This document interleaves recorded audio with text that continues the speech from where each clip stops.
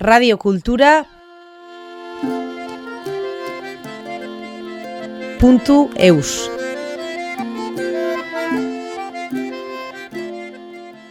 Miren et Miren, deux amis qui se sont réunis pour lancer un projet en maraîchage, nous présentent Miren Farmer. Installées à Mackay depuis 2024, elles ont commencé leur première saison l'année dernière. Au fil des saisons, elles cultivent une quarantaine de variétés de légumes en agriculture biologique. Nous avons été invités par Panchika Alsouet, formatrice au CFA agricole d'Asparin, à accompagner un groupe d'élèves à rencontrer Miren et Miren.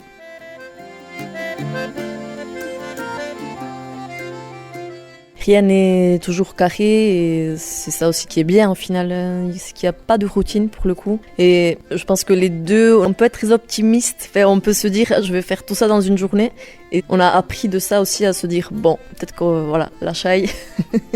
Et juste de comprendre combien de temps prend telle tâche. Et au final, ça aide à mieux s'organiser et à gérer ces frustrations-là parce que sinon on croit qu'on va faire 10 000 trucs et on va pas y arriver.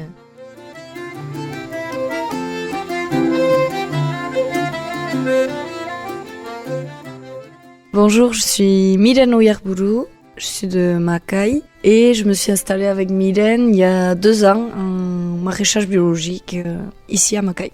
Et Gunan, je m'appelle Miren, j'habite à Banlok et on s'est installé du coup avec Miren, ça fait 2 ans. On va commencer la 2e saison.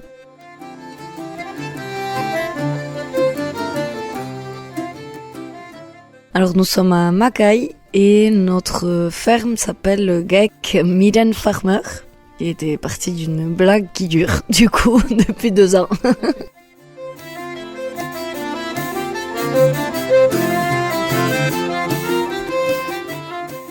Ça fait un moment qu'on se connaît avec Miren, une dizaine d'années, et les deux, on avait l'envie de créer un projet agricole. Et il se trouve que les deux, au même moment, on a pu faire une saison en maraîchage. Je pense que les deux, on voulait pas non plus s'installer seuls. On avait les mêmes objectifs, les mêmes envies. Donc on a commencé ce projet il y a quelques années.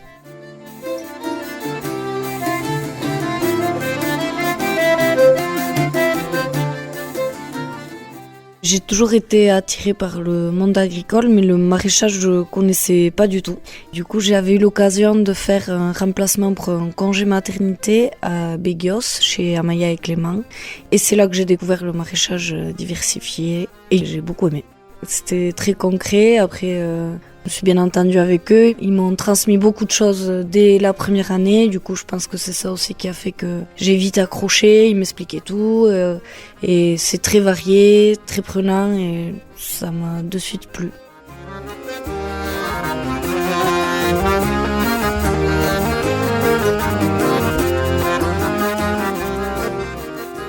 J'ai fait une licence en anthropologie à Toulouse et j'ai continué avec un master en géographie. Et dans le cadre de mon master, j'ai dû faire un service civique dans un collectif où j'ai pu visiter beaucoup de fermes. J'avais déjà un passif avec le milieu agricole, j'ai grandi dans une ferme avec des brebis laitières, donc je connaissais ce milieu. Mais dans ces visites-là que j'avais fait dans mon service civique, j'avais visité pas mal de fermes en Égualdé, en Iparaldé, en maraîchage et je connaissais pas du tout. Après coup, j'ai fait arrêter le master, j'avais fait une saison en maraîchage. Dans mon cas, j'ai pas de suite accroché, j'ai bien aimé, mais il y a eu un petit temps de réflexion et on m'avait parlé de la formation en apprentissage au CFA d'Asparné. Du coup, je l'ai faite en 1 an avec l'apprentissage chez Mathieu Vignon à Oreg et là, j'ai vraiment beaucoup aimé.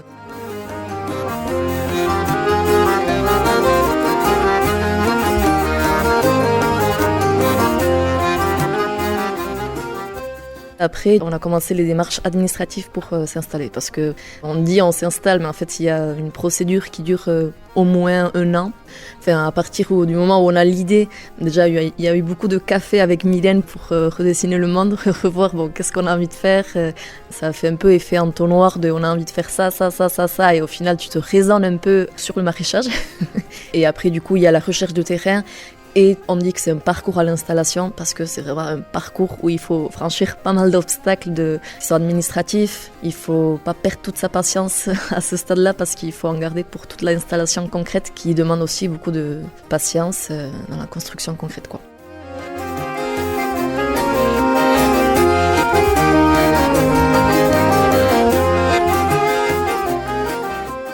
Déjà, les deux, on aimait travailler sur un système diversifié, donc un maraîchage diversifié, pas spécifique du coup à nos deux cultures. En agriculture biologique, parce que les deux, on avait été dans des fermes qui travaillaient de cette façon. C'était presque naturel de travailler comme ça. Ensuite, un système mécanisé. On s'est équipé d'un tracteur avec des outils derrière, donc différents outils pour travailler la terre, ou pour récolter, ou pour entretenir les cultures. Voilà, on essaye de faire le maximum de travail avec le tracteur et le moins possible à la main.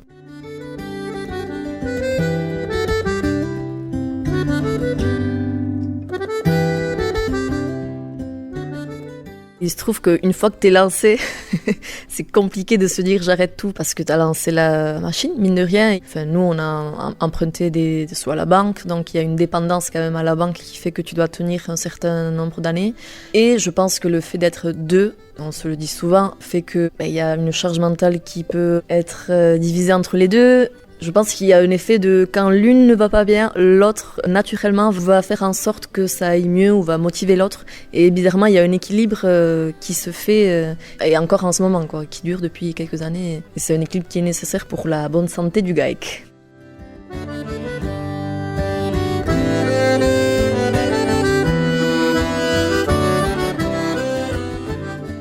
On propose des légumes toute l'année. On fait juste une pause, je pense, pendant un mois en décembre. Mais sinon, on plante toute l'année. Donc, en principe, toutes les 2 semaines, salade, betterave.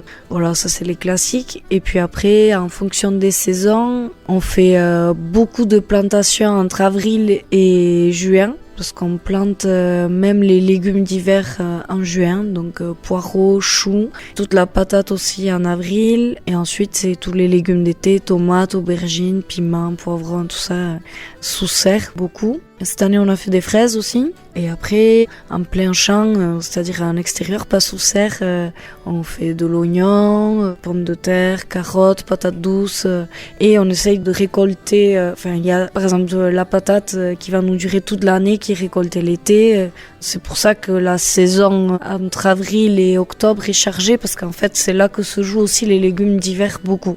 Mais on plante sinon toute l'année.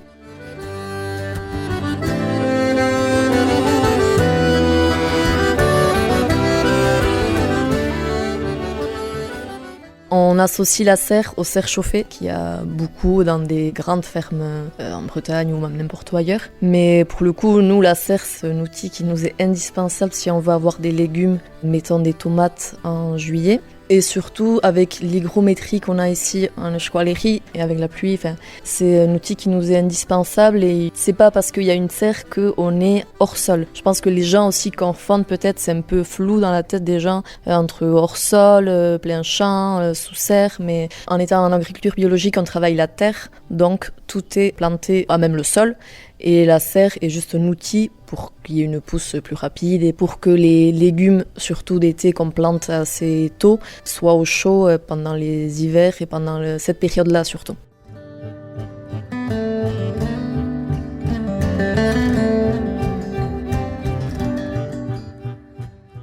Alors nous, on ne produit pas nos plants, sauf les courges et quelques courgettes.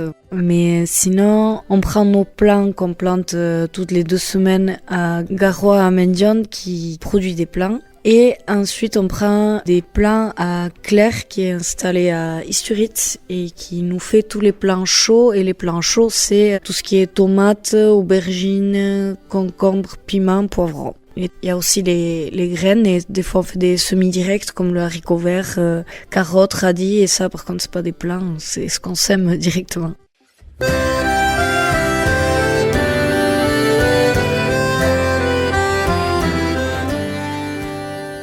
On voulait depuis le début faire de la vente directe, c'était un choix, et on a eu de la chance parce que on a su déjà avant de s'installer qu'on allait pouvoir vendre nos légumes via Chiche 3, c'est un collectif de producteurs, et c'est d'autres maraîchers là où Mylène travaillait chez Clément et Amaya qui nous ont cédé la place, on va dire, et du coup on avait ça comme sécurité. Et après c'est un casse-tête parce que tu te retrouves avec des légumes et c'est l'été, et il y a eu beaucoup de moments où il faut appeler les gens, il faut aller démarcher en fait les gens jusqu'à ce qu'il y ait une commercialisation qui soit fixe et régulière, et je pense qu'on n'y est pas encore, bien que on ait quand même nos clients et restaurateurs, des professionnels, et à côté des paniers via notre site web qui sont réguliers et Chichtrouak. Voilà, dans l'idée, c'est essayer d'avoir une commercialisation qui soit assez claire pour nous, mais c'est bien déjà.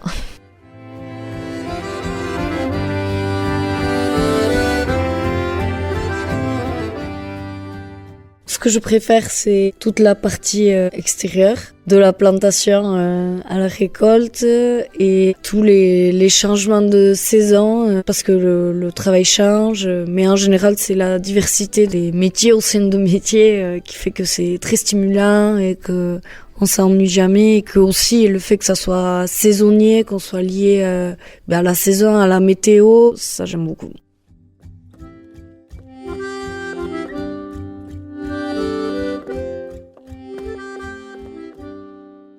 Il y a beaucoup d'imprévus. On organise notre semaine, on fait des plannings, mais ça arrive très souvent qu'il y ait des imprévus, mais vraiment des imprévus, tu sais pas pourquoi, mais c'est... Oui, c'est très souvent le cas. Il faut essayer de tendre vers la résilience, c'est ce qu'on nous dit. En théorie, c'est un mot qui est très beau, mais en pratique, on y perd beaucoup d'énergie et de patience. Mais je pense que c'est quelque chose qui s'apprend aussi au fil des mois. La patience et avaler la frustration de merde. J'avais dit que je voulais faire ça aujourd'hui et je peux pas parce qu'il y a ça qui arrive et que je pense que voilà, il y a beaucoup de frustration à avaler. Juste nous qui aimons bien quand même organiser les choses, je pense les deux on aime beaucoup faire les listes, faire des plannings. C'est juste voilà, avaler la frustration de non, ça va pas se passer comme prévu, mais c'est comme ça.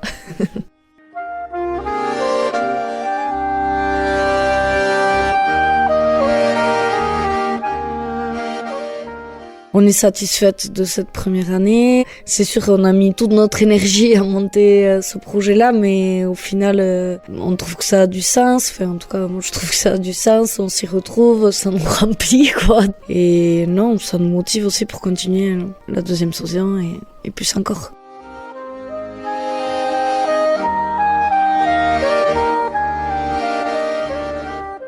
Nous, jusqu'à là, on ne se sortait pas de salaire. On avait des aides à côté. Maintenant, on va commencer à se sortir un salaire, donc on est très contente, qui ne dépasse pas le SMIC, donc c'est pour dire que voilà, c'est quand même précaire.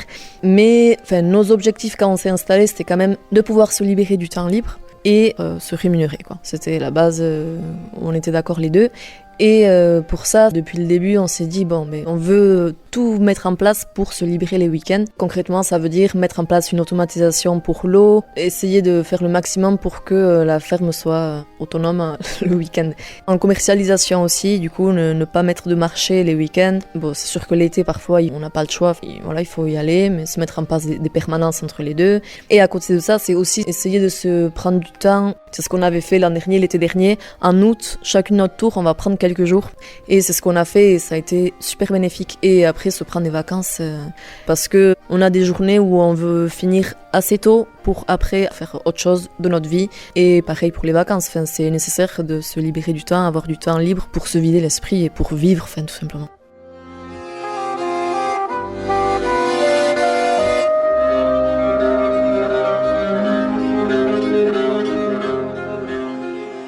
On est plusieurs maraîchers ici dans le coin, donc Garois, ce qu'on disait, Francis, il y en a d'autres aussi.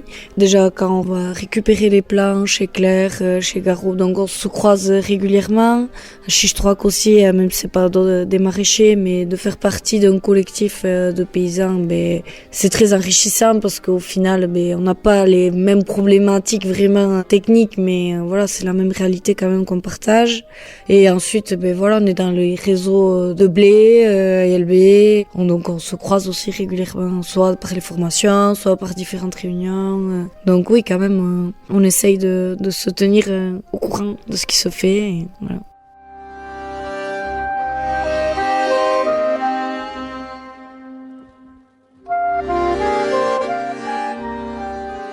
Pour moi, personnellement, jusqu'à maintenant, c'était la carotte.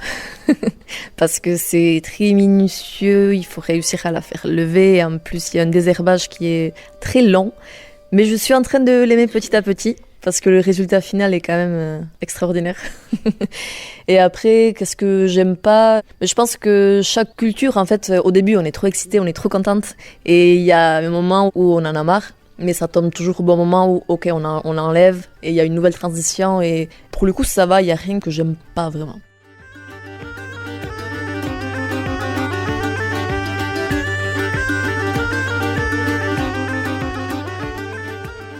C'est vrai que sur ça, on se régale. On a un panorama assez magnifique, donc Baigura, Daré, on a toutes les montagnes, Tchachou, Mundarain, enfin Arzamendi, Iparla, Uchu, bon, on voit tout quoi, 360. C'est vrai que c'est un régal, on n'a pas de route trop proche. Et ça, c'est quand même un plaisir tous les jours, quoi. Et on se le dit, on s'en rend compte quand même.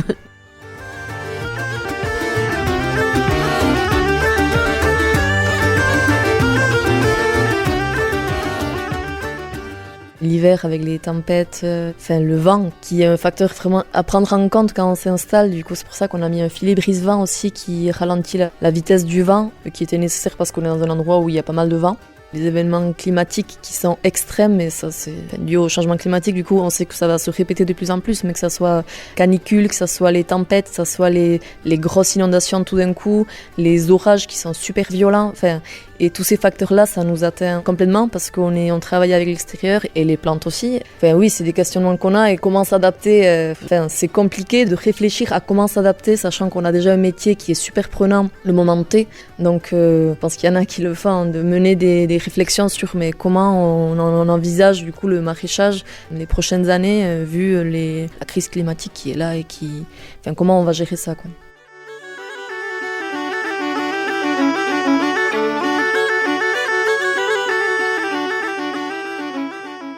Entre nous déjà, on parle tout le temps euskara. Dans les clients aussi, quand même beaucoup sont bascophones.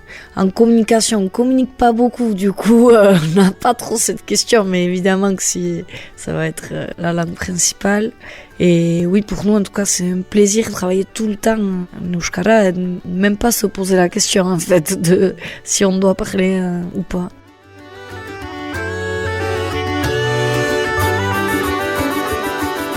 Radio Kultura